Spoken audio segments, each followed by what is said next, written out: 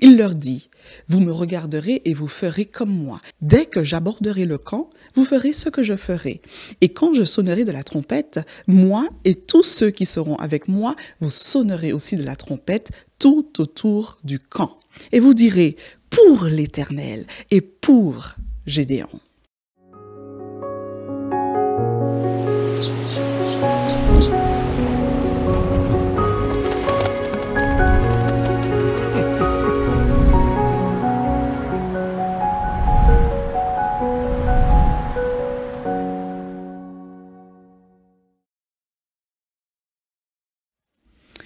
Bonjour, chers amis. Poursuivons ensemble nos réflexions à partir du livre des Juges. On dit souvent, telle personne est un leader né.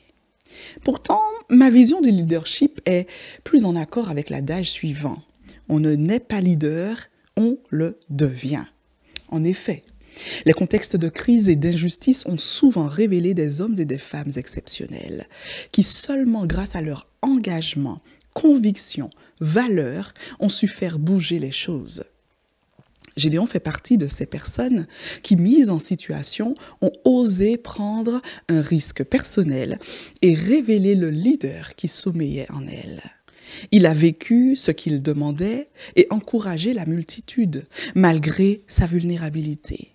Quand je sonnerai de la trompette, vous sonnerez aussi de la trompette et vous direz « pour l'Éternel et pour Gédéon », a-t-il claironné. Je crois, pour être en train de l'expérimenter, que nous avons tous un germe de leader qui sommeille en nous.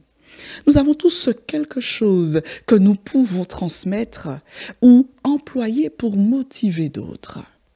S'il y a un besoin de notre temps, c'est d'avoir de vrais leaders, visionnaires, intelligents, humbles, déterminés. Des leaders qui sont soucieux avant tout du bien commun et ce, sur le long terme.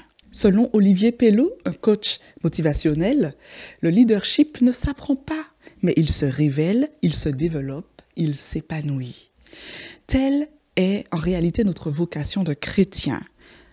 Devenir les leaders qui sommeillent en nous, pour exercer notre mission avec vision et courage au service des autres dans l'Église et dans la société.